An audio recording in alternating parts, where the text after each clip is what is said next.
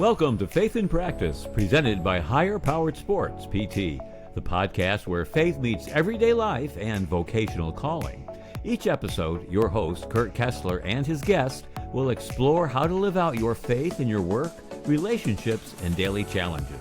Let's grow together and discover how to live out your faith with passion and purpose. Let's get started.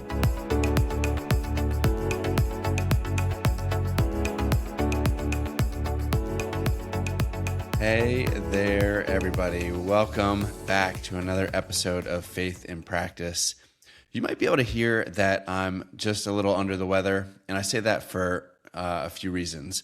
One, an apology for the audio experience, if you pick up on it. And for YouTubers, just assume an apology for the visual experience for every episode. But if you've listened to some of the podcasts that I've put out, I talk about sleep and stress management and how those two things go a very long way to prevent injury and illness. This week, I had a night where I only slept about 3 hours as a result of some internal stress, which is going to be part of the topic today. I had a message placed on me this week to record this, and that's why I'm recording this. And when I get certain ideas, I'll write them down in my notes app on my phone. And I had this idea written down last year, but it was only this week that the topic brought itself up, and I've been able to kind of build out my thoughts around it. Recently, I released an episode about spiritual warfare, how to survive a Satan attack. And that spiritual warfare has really continued in my life. It has manifested in my life in the form of anxiety and selfishness, discontent, desire for control, and really just a warping of reality. Our sermon in church this week talked a little bit about this, and then ultimately my own experiences here are giving me some of the context. So today I'm going to talk about, does being a Christian or a follower of God make life easier? When I was younger, I thought I want to follow God because that means I'm promised to go to heaven. That sounds nicer than the alternative. And I get to have someone in my heart to guide me and help me make important decisions, a source to feel loved, unlimited forgiveness of sin. Like, who wouldn't want all of that? It sounds like life would be easier with all of that. But the reality is that walking with God and following Jesus actually makes life harder on earth. And here are a few of just a million examples. It's time for Word Up. Job chapter 1 and 2. I'm not going to get super deep into the story, but I need to give you at least enough context to understand what I'm talking about here. So Job is described in the Bible as a blameless and upright person. And this is because of his faithfulness. He becomes the focal point of severe loss. And he was the subject of very intense spiritual warfare. The story begins in heaven where Satan appears before God. God says, "Have you considered my servant Job? There is no one like him on earth, blameless and upright." And Satan replies with a challenge. "Does Job fear God for nothing? Haven't you put a hedge around him? But now stretch out your hand and strike everything he has, and he will surely curse you to your face." That's Job chapter 1, verses 8 through 11. Now, Satan's accusation here, Job's righteousness is conditional. He thinks that Job is only righteous to God because of all of that he has, and if you take that away from him, then he will turn against God. He only loves God because God blesses him. So God permits Satan to strip Job of all that he has, his wealth, his servants, and children, but he forbids Satan to harm Job himself. Over the course of the 3 attacks that Satan puts on him, Job was raided and all of his wealth was taken from him. All 10 of his children died at dinner at the same time. A physical attack of boils all over Job's body. And then finally, criticism from his wife and his friends. So why life got harder for him? Job didn't suffer because of his disobedience to God. His faith became the arena where suffering played out.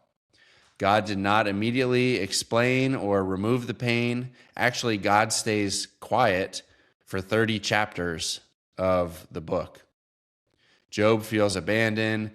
He challenges God with hard questions. And then God finally responds by taking Job through a verbal tour of creation and shows him that everything is under his control. He never mentions the wager between him and Satan, never condemns Job for asking these questions, but instead he expands Job's limited perspective. And an important note here, Satan kind of drops off out of the story in chapter 2 because he realized that he was defeated. The key point here is that obedience to God didn't protect Job from hardship. It actually exposed him to it.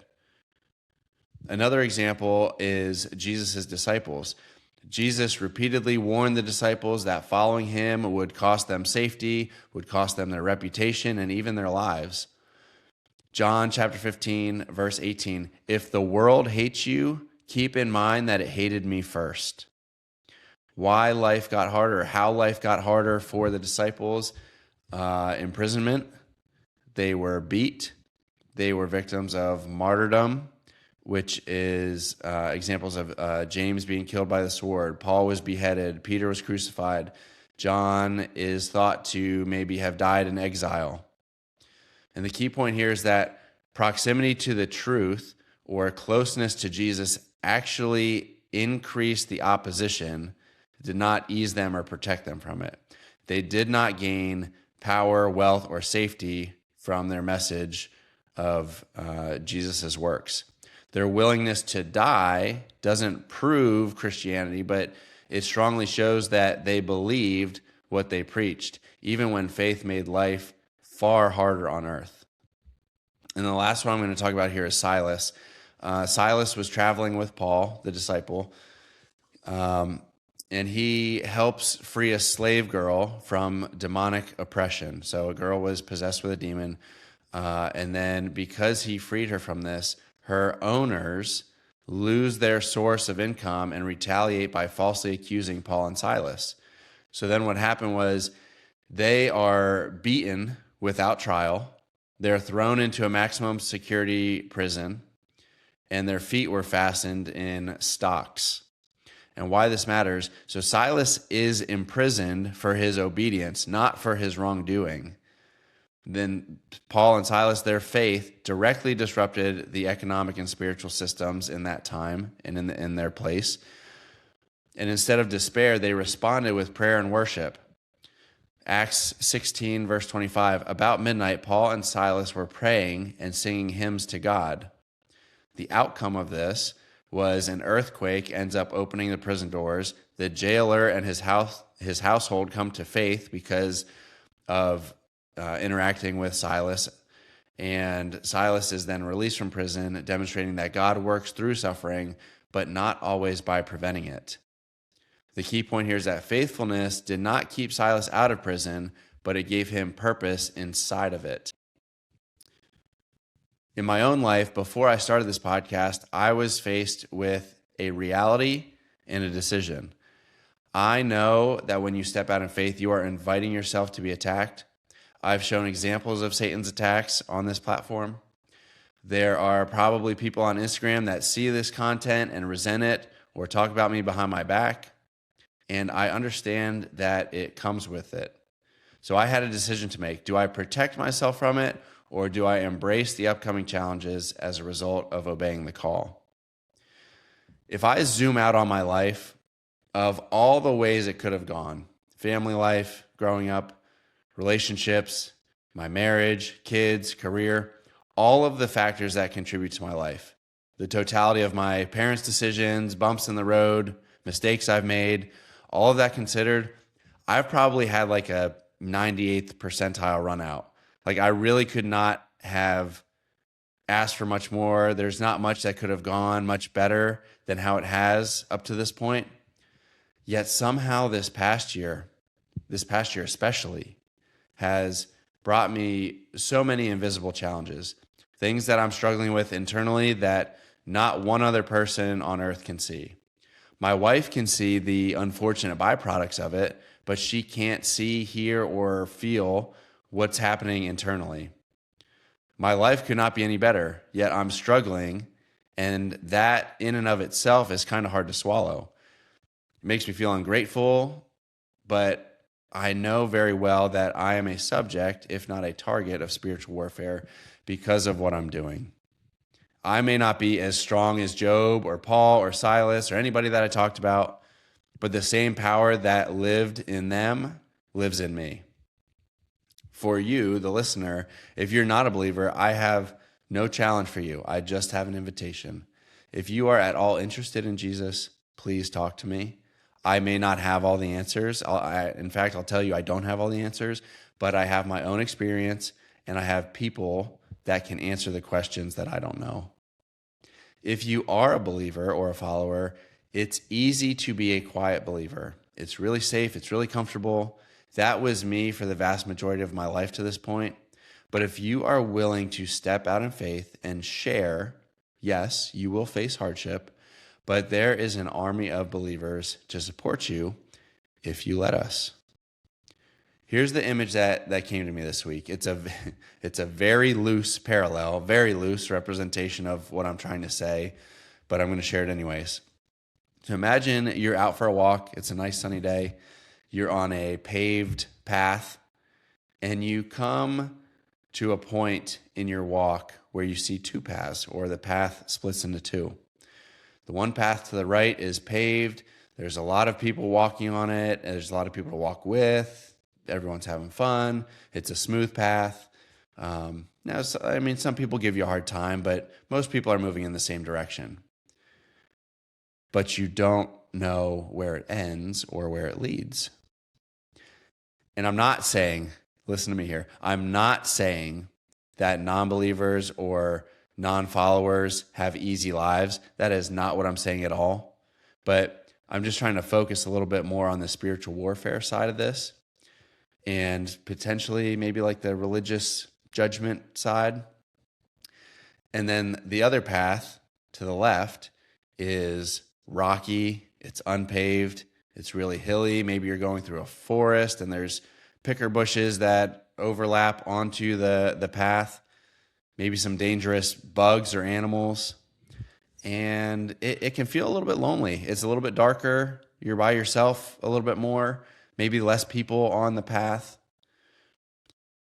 And the path kind of runs parallel to the paved one. And people on the paved path are kind of seeing you struggle and laughing at you, maybe hoping that you fall on the rocks or slip in the mud or whatever.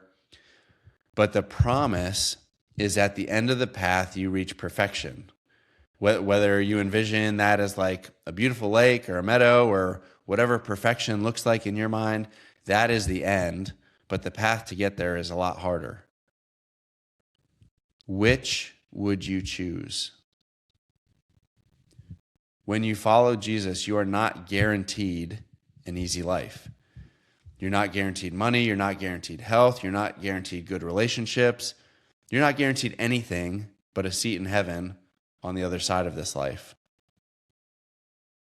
I have told you these things so that in me you may have peace. In this world you will have trouble, but take heart, I have overcome the world. That's going to do it for today's episode of Faith in Practice. Thanks for everyone for listening, for tuning in.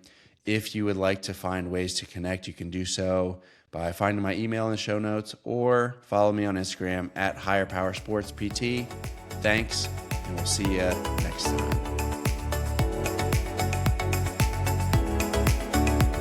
Thanks for joining us for today's episode of Faith in Practice. We hope you found inspiration and practical wisdom to help you live out your faith on and off of life's playing fields. If today's conversation resonated with you, be sure to subscribe, rate, and review. Your support helps us continue sharing stories and insights that empower you to align your faith with your vocation. For more resources or to connect with us, visit hpsportspt.com. That's hpsportspt.com. Remember, your faith isn't just a part of your week, it's a part of your life. Let your light shine.